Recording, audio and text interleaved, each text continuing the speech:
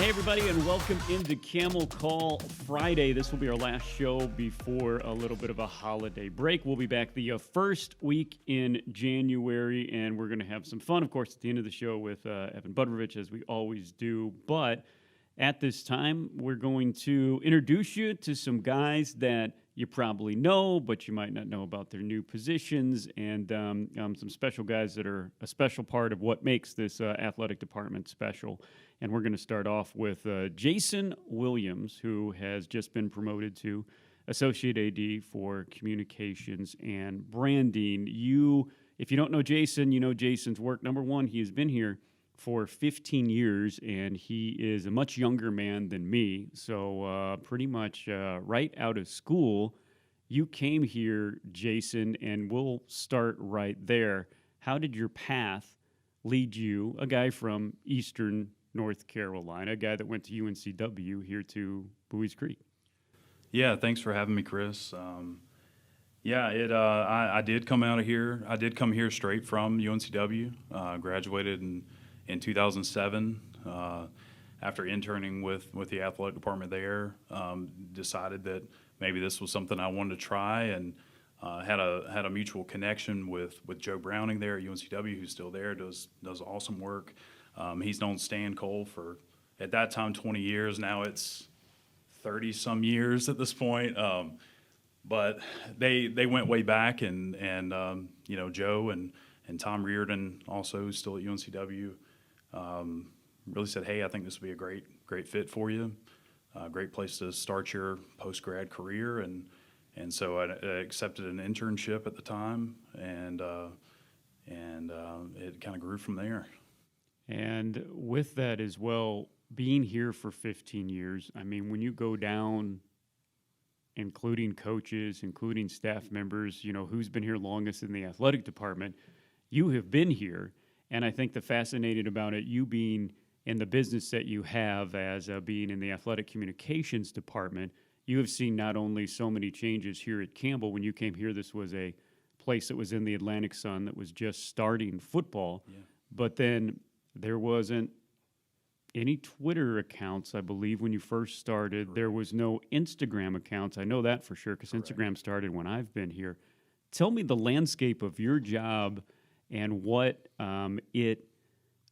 you did back 15 years ago, of course, in the athletic communications department. Now you are the athletic communications and head sports information for football, wrestling, and lacrosse. So back then, 15 years ago, how different was it? It was very different. It's any field that you're in that's related to any kind of technology, things like that. Of course, it's going to evolve, and it certainly did. So I got in it at a good time. It was when things were still kind of what we call kind of old school, and it was a lot of doing game notes and the traditional things, and it was really an emphasis on your writing and then. There was Facebook. Facebook started when I was in college. I'm sure you right out of college. You're not that much older than me, so just to back up to that. Yeah. But it was something where Facebook was a thing. MySpace was still a thing, but no colleges were really on it. There were certain kind of fan groups and things like that on Facebook, but it was not something we could really tap into. We used it more at the time as an outreach piece for alumni and things like that. These groups could be together, or these fan groups could be together on Facebook. But that was pretty much it. We didn't have a lot of control over it. It was basically another sort of message board. Yeah. And then Twitter starts up, and it's kind of a slow process at getting off the ground, about a year or 2 years, something like that. And then you really start seeing, these different sport accounts pop up, these different athletic departments getting their own Twitter handles, and then it's just text at the time. You couldn't have media associated with it, so you couldn't share photos and videos and things like that. And they slowly add it. Wow, that's right. It was just text. It was a to your phone, which not everyone had a smartphone, but to your computer, it was really a news feed. Right, exactly. So.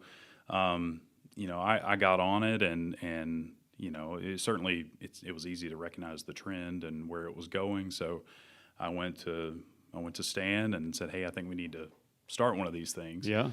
And so in the office at that time, it was us two and Joe Prisco, who you worked with for a time there, who's now at Tulane. And so, there was one afternoon, Joe and I we started a Twitter account. And what year was that? Do you remember? Oh, gosh, probably 2010-ish, something like that. I can't remember exactly what year it was, but I'm sure it's on the profile. I think that's up there. But probably 2010, something around that time.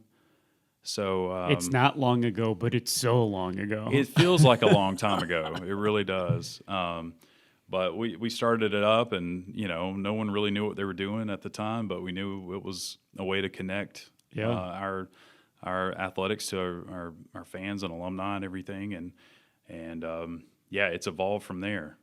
So shortly, probably somewhere between 2 and 5 years later, Instagram comes along and even further changes things, and so graphics really become part of what you do. And before it was not a whole lot in the graphics department, but it was mainly putting together publications and things like that, and but then graphics really became an emphasis. So just staying with those trends, and it's evolved a lot. The core of it is still the same, which is telling the stories of your teams and student athletes and coaches and your department, but the method of doing so has changed dramatically. How satisfying is that when you look at, again, we are both very close to it. I'm a little biased, but I think we not only have the best social media across the board in the Big South Conference, we have the best social media. I'll put us up against a lot of mid-majors as well. You started the Twitter accounts. You started the Instagram accounts. You knew when Go Camels on Twitter had 50 followers. When you look across the board and see the thousands and thousands of followers and the reach that's in the millions across everything, did that make you smile a little bit? It does. It's kind of hard to wrap your head around, I guess. Yeah. You've been here long enough where you've seen the evolution of it, and you've seen the growth, and I think it may have been right around the time that you got here where we decided, like, hey, we need these different sport accounts as well, and so not only had the main account, but then we had to. Every one of our sports has an account on at least all three of those platforms, and now you have TikTok as well. And some of our teams have latched onto that as in addition to the more traditional Facebook, Twitter, Instagram, and it's pretty wild to look back and see it. And our football account, which also started that one, and we hit 25,000 followers this year on Twitter and hit 10,000 on Instagram, and hit those big milestones. And it's cool to see and cool to look back on. You don't have a lot of time to reflect because you got to keep up with it, but but it's cool to see how much it's grown over the years. You have worked here since football began, just completing the 15th year, and you have been the main media contact and the engine that makes social media go for football for all but the first couple of years.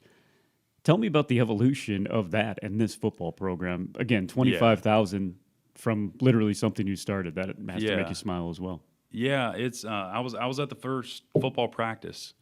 I was again, that was that intern year. That was my first year here where we had the first practice. And those of you that are familiar with campus, it's at the back of campus, beside those intramural fields now. That was our football practice field area, where the football field is currently, and Barker Lane Stadium is. That was where the track was, and so at the time, for those first couple of years, we had a track out there, and then they decided that's where they wanted to put the football stadium as well. So they tore that out and put down the turf there, but. First starting out, it was kind of humble beginnings, as a lot of stories start here at Campbell, and the dressing room was down the street a little ways. It was a laundry, and then it was converted into a locker room, and now I believe it's a science building.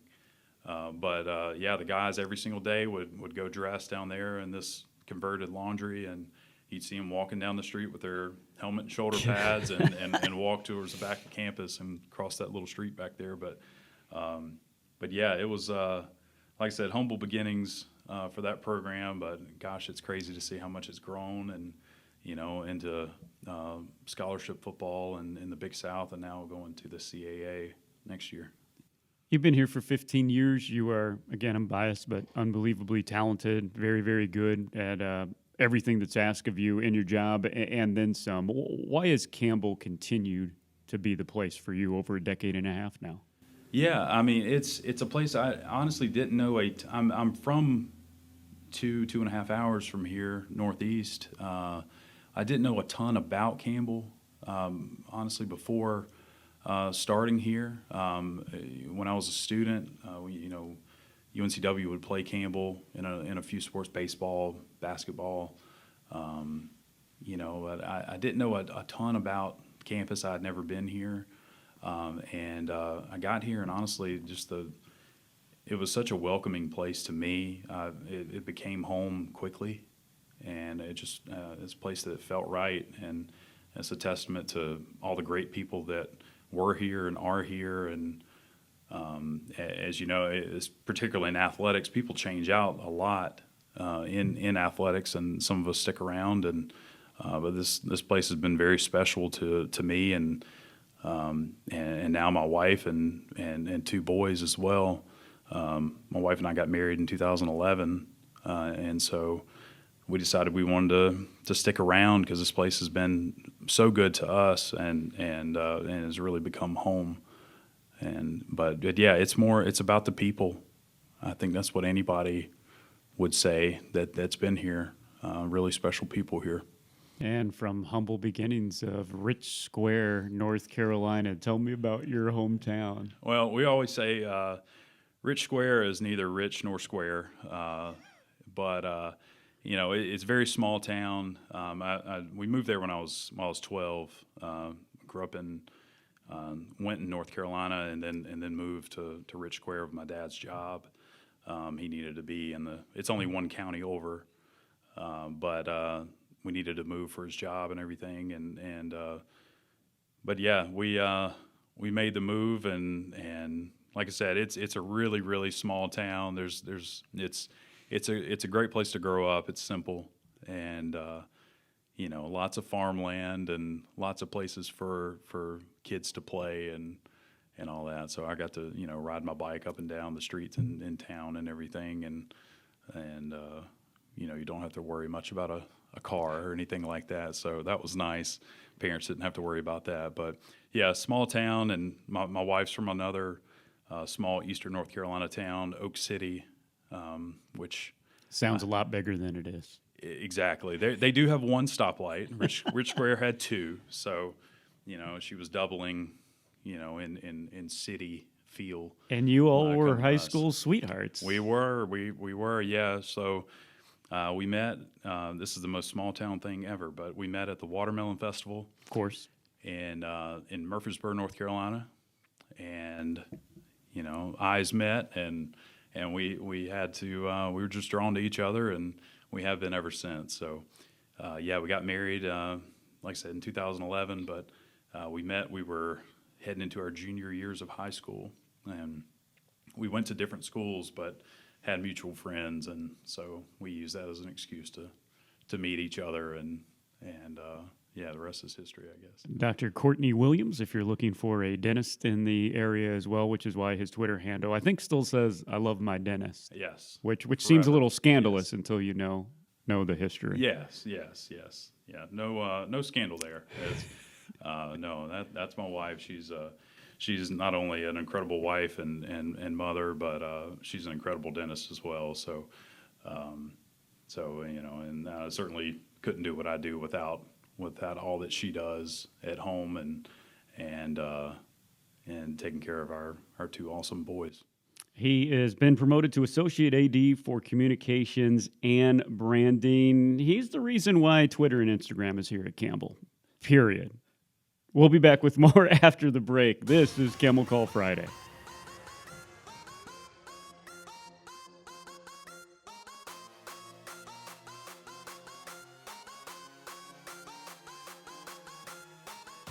Welcome back to Camel Call Friday. Joining me now, he is the Associate AD for External Affairs. He is Matt Lavery, and I know on this show we're usually talking to people that have been here for 5, 10, and 15 years. You have been there for a little bit shorter time. Tell us about your time here and the whirlwind that it really has been for you, Matt. Yeah, I came in, I guess what was it, end of July. Felt like early August. Feels like 2 days ago, and feels like 2 years ago at the same time, because of all that's happened and since. But yeah, I came in from NC State, where I was working at in the marketing fan experience department. So came down here to do a similar position, working on the marketing fan experience and everything external as it relates to Campbell athletics. And yeah, it's been a whirlwind, coming off of the pandemic. Coming off of a lot of changes, coming off of 13 championships. So we've had a lot of work to do, and we're excited to be here with you, laying the groundwork for the future with Hannah and all that's going on in Campbell athletics right now. And you have been charged with coming in and saying, hey, we have had odd seasons over the past 2 years because of the pandemic. We're expecting to have a lot of people come and watch these things, make the fan experience better, and you have done that in both football and basketball.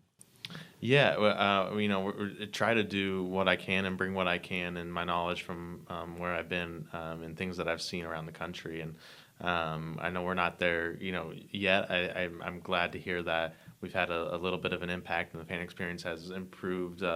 Partially in the time that I've been here, but there's bigger goals on how we can really make this an entertaining atmosphere across all of our sports, in a place that this community wants to come to. And when they come here, they can turn their minds off for a little bit and enjoy Campbell athletics and immerse themselves in the student athletes and what they're trying to achieve on the court, on the field, every day. Matt, one of the many great things about you and your resume and why you're perfect for this job is we'll talk about the bigger schools that you've been at to see fan experience and marketing at the highest level, but also where you started. You were a Division I athlete at Drake University, which is in Des Moines, Iowa, back kind of near my neck of the woods, but that is a very similar profile of what you experience here at Campbell. Tell me about your time at Drake and your time as a Division I athlete. Yeah, I had an incredible time as a Division I athlete. I joke that I played golf, and I joke they shouldn't have called us the golf team. They should have called us the vacation team, because we just got to travel the country and go to nice, warm places and play golf. Okay, I always think of that in my head. If you're choosing a Division I sport to go into, that would be a good one, because so the reality matches the perception. Huh? Yeah, I mean, and when you're in it and you're going to class and you travel and stuff like that, it sometimes does feel like work. But then you take the 30,000-foot view of it, and you're like, okay, this is really cool what I get to do. I just get to play golf at all these really awesome courses and against these awesome competitors and all that kind of stuff. And then you graduate, and you can even look at it from a 50,000-foot view of like, wow, that was really awesome what I just was able to do. So I had a great experience at Drake. It was a perfect fit for me at the time. I think, we all would have, any athlete would have said, especially at the mid-major level, would say I would have loved to go play for a top 25 program, but that wasn't in the cards for me. But I got to play college golf, and I got to travel the country doing it, and that was what I wanted, and that's what I got. And great friends, a lifetime of experiences and everything that goes on with it. And that's really kind of what started my passion for college athletics and taking a career in it. A guy growing up in Illinois, how did you become enamored with the game of golf, and how did you become so good? It's a great question, because I was my grandfather is a high school football coach, was drafted in the NFL, come from kind of more of a football family. I played football all the way up until I was in maybe 8th grade or so, when I was planning to play in high school. Golf was kind of always a secondary thing that I had naturally been good at, something that my dad and my parents got me into when I was young. And I think somewhere around that 8th grade year, I had just gone to the Masters and was really inspired by being at Augusta National, watching Tiger and Phil and all those guys. So I was really into the sport. And then around that same time going into high school, a couple of guys, that were already on the high school golf team saw that, hey, this guy's kind of good, got a natural swing, all these kind of things. We think you should be playing golf, and we got a chance to go to the state tournament, not necessarily football. And I sat back there and thought about it, and I'm right now I'm 5'10", 160 pounds, dripping wet. But back then I was, even smaller for my age, and I was not fast. I was always a lineman when I was playing in. 5'10" linemen don't cut it at 160, no matter what division so you're playing in. I would go into football practice, and I would just get beat up every single day. And when they were like, "Hey, we can make state on the golf team," I was like, "You know what? I actually have fun playing golf, and we can do well. Let's do that." And I dove into it from there, and the rest was history. People that aren't from our neck of the woods, and again, you're different. It's not like we grew up as next door neighbors, but the Midwest is the Midwest. Central Time Zone has to stick together. I grew up in Missouri, and so I know a lot about Iowa, and I know a lot about the city of Des Moines. People aren't going to believe this, but it's a sneaky, real cool town in the Midwest. What was it like, your experience there? Yeah, it is the cool. People always say that about Iowa, like they don't know much. Oh, is there anything out there? It's like there isn't, but Des Moines is a great town. Yeah. And I live up near Raleigh now, and I don't think it would necessarily consider it as big as Raleigh, but you walk around parts of downtown Des Moines, you can feel like you're in the same parts of downtown Raleigh. It's just that kind of infrastructure, a capital city of the state, and there was a lot to do. So I thoroughly enjoyed it, minus the winters. The winters were really, really cold, especially for golf. That wasn't necessarily great, but a great town to live in and go to college in. You had amazing experiences then with your resume when you decided to get into this line of work. You did it at a lot of very big, very cool universities. Tell me about your career path after collegiate golf. Yeah, so I kind of was involved on, with golf on the student athlete side with SAC. I was the SAC president my senior year of college, and that's when I kind of was like trying to put it together. And I reached out to our AD at the time, Sandy Hatfield Club, and she was a tremendous help in getting me started in this industry. And having been a student athlete, you weren't working all the time. Your work was your sport. So I needed a little bit of a lift to get my career started. She pointed me to a grad school down at Arizona State called the Masters of Sports Law and Business program out of the Sandra Day O'Connor College of Law down there, and had an amazing experience going down there. Made the jump from Iowa to Arizona State, and that's where the career started. I was fortunate enough to get hired on leading some undergraduate interns in their marketing department and the athletic department there, and just dove into my master's program, dove into that athletic department, and learning as much as I could from the people there. And that big brand name of Arizona State, not knowing at the time, just going down there kind of for the grad school, that big brand name helped me, land another position at the University of Notre Dame after that, also through some connections.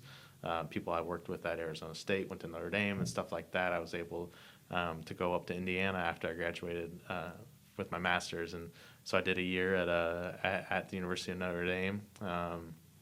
Another amazing experience, and then I have also spent some time after that throughout the pandemic at Georgia Tech before taking the position at NC State and Campbell. So quite the few schools there in a short amount of time. Notre Dame, a national brand, but especially in the Midwest, sort of hallowed grounds there with that university. What was it like being a part of that? It was really cool. I think I grew up going to a Catholic school, pre-K through 8th grade, and then public high school after that. So there's always as a young Catholic kid, the University of Notre Dame is this the Mecca of Catholicism. So it was really cool to be there and be part of like the history and the traditions. If you're on the outside of Notre Dame, it can often seem like a cult following and a cult fan base. And I would say, having been on the outside and on the inside, that's true, because when you're inside, they really make you feel like you're part of like a Notre Dame family. Yeah. So I get where that comes from, because it is really cool to be there and be a part of the traditions and the history and everything that is the University of Notre Dame. Well, Matt, we're glad you're here. Thanks for being on. Thank you. Matt Lavery, our Associate AD for External Affairs. Coming up, Evan and I will wrap up the show and give you a look at the week that was and the week coming up. Camel Call Friday continues after this.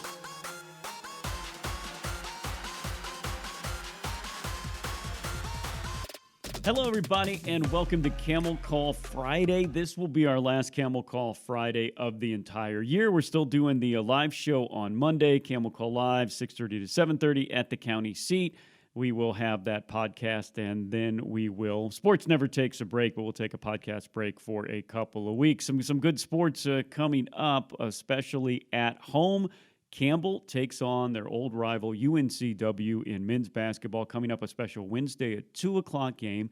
And that brings us into, we'll chat a little bit of basketball as Evan Budrovich, as always, joins me here in the final segment. But also, too, Evan, UNCW, me and you both know if you take a poll and everybody ranks who's their rivals across the sports. UNCW won't always be one, but the average is going to come out. Campbell and UNCW will be conference foes, and that fits right into a rivalry renewed. I love the 90-mile proximity. It is so close, an hour and a half if you're driving slow, right? So you can get there very quickly. Tremendous food in Wilmington. The culture, you mentioned, there's a lot of Wilmington grads who went to Campbell. They got their master's at one school, undergrad at the other.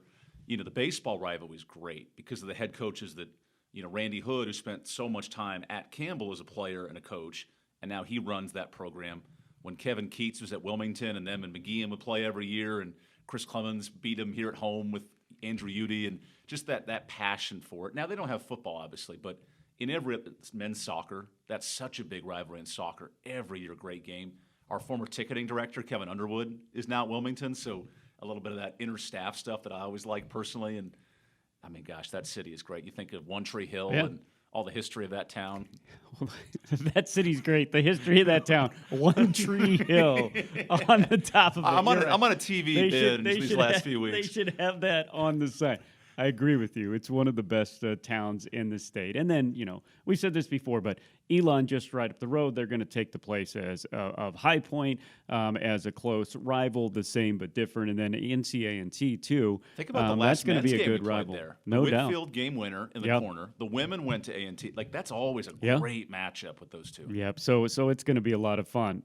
Still in the Big South, though, after Christmas, it's a brief break. Guys are going to have to come back because for both the men and women, the conference season starts on December 29th. Campbell will have to go all the way to Clinton, South Carolina to take on PC. The women will be home here against PC. And then if we stay with the men here, December 31st, they're at home, but it's a 2 o'clock game against Longwood, the defending champs, picked to repeat. Gardner-Webb picked to finish in the top four again. That's on January 4th. And then at UNC Asheville, Longwood, Gardner-Webb, and UNC Asheville, three of the top four teams picked to finish in that order in the Big South Conference. And as you look at the non-conference standings, it's sort of playing out that way. High Point has surprised a lot of people with what they've done in non-conference, but Longwood, Gardner-Webb, and UNC Asheville look to be competing along with the Camels at the top. So Campbell will know pretty quick where they stand, at least early in this conference. So Longwood, who won the regular season and the postseason last year, they were not in the top six in the preseason poll. So, perspective. Polls certainly tell you one thing. Yeah. But don't look at the Camel spot in the preseason poll and go, That's true. This team's not very good. Last year, Longwood was picked 6, which is where Campbell is picked this year. High Point has the best record in the regular season right now. Part of that's scheduling and part of it good wins. They were picked in the middle tier to lower half. They're right there with Campbell neck and neck in the voting. So it doesn't necessarily tell you that, this team's really good. What we do know is coaching-wise, Coach Prosser at Winthrop, that's always a well-coached basketball team. And we haven't even mentioned them. Tim Kraft, who's one of my favorite people to talk to in the league. He's so humble and a good heart and just a great dude. Gardner-Webb's always well-coached. And then Kevin McGeehan, I'll give him credit. Our teams get up for those early conference games. We always play well in early January. True. On the road. Clinton, South Carolina, we make fun of Fats all the time. But if they can overcome that Fats adversity Cafe with a Z. of going to Fats Cafe. And what I love about the schedule, too, it's a mirrored men's and women's schedule. So when you play Longwood on the men's side at home, you're at Longwood on the women's side. It's the same night. The games are at basically the same time. Like, it's not great from a marketing and attendance standpoint, but if you're a fan of the conference, it's really neat to go, how did we do against Gardner-Webb this week? Well, you can see it literally on ESPN Plus at the same time. We don't have to spend too much time telling you what the conference schedule is going to be. After they both play on Thursday, this is what it's going to be. Wednesday, one team's home, one team's on the road. Saturday, one team's home, one team's on the road playing the same team. Yeah, it's pretty good. Unless you lose both games, and then, Gardner Webb's going to put out a mean post with a Bulldog attacking a Campbell, or maybe not. They're classy. We'll try not to do that unless it's a good high point. Then we'll put out something. The women, by the way, before they start, again, at home against Presbyterian on December 29th, they're going out to Vegas, the Holiday Hoops Classic. They'll play Cleveland State on Tuesday, Jacksonville State on Wednesday. If you don't know, those are both two pretty darn good mid-major teams. It'll be fun, too. We're going to send a couple of people out there, so social media, go Camels, WBB, a lot of fun stuff. Ronnie Fisher from a fun place to blackjack play. cards, Nope, Brittany not at all. Staves pulling slots. Nope, it'll be Ronnie Fisher in front of a big TV breaking down film, not for any type of betting purposes whatsoever. Although, if there was a handicapper, he would be a great handicapper the way he watches film. But, the women going into a conference season where it kind of seems like the usual suspects there, except some coaches circle have your changed. calendar for Valentine's Day weekend. Got it. Gardner Webb, one, I love the emotion of that weekend. Sure. But secondly, Gardner Webb just beat East Carolina this week on the women's side. They're 8-3. Alex Simmons has a tremendous program. They were right there with Campbell in overtime in the playoffs, and Great every games, year they play a competitive matchup. Gardner Webb beat Campbell here in this court, one of our lone losses in the Big South. We only had 3, and that was one of them. Those two programs are really good. Shai Tooley dealing with a hand injury. She'll be making her way back. It won't be right away, but she'll be back in the fold in conference. And then I tell you what, it's just something about Ronnie Fisher. Presbyterian, always a tough game to play. They can be 1-17 in the league. They can be 10-7. They're just a difficult matchup. Another team that's pretty good is UNC Asheville. Honey Brown is the head coach there. She was the assistant for a long time, and they're just a tough, gritty program.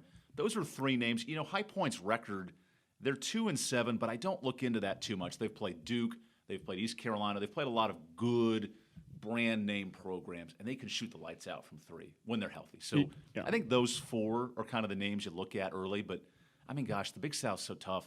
On the women's side, teams 11 can beat team 1, and then team 10 and 2, and you go through, and everybody can beat everybody every night. Yeah, and it's going to be a true round robin on both sides. 10 teams in the league, so you got to go on the road and play everybody. You got to go at home. So it'll really be a grueling schedule, and whoever comes out on top of the regular season, wow, what an accomplishment that will be. Wrestling, they've played an unbelievably tough schedule. So if you see their dual record, and again, it's like we talk about with Big South basketball, people are playing teams either that are in the Power 5 or teams that are below them, and it's hard to gauge until you play, which is why you play. But the wrestling team going to go to the Purdue Duels coming up on December 20th, Utah Valley, Drexel, Purdue, and then they come back here. It'll be fun. They're playing a conference game, conference match against Gardner Webb on January 7th, but then Nebraska comes into town, and that just shows you how their profile is. It's, again, another Power 5 school that they're wrestling.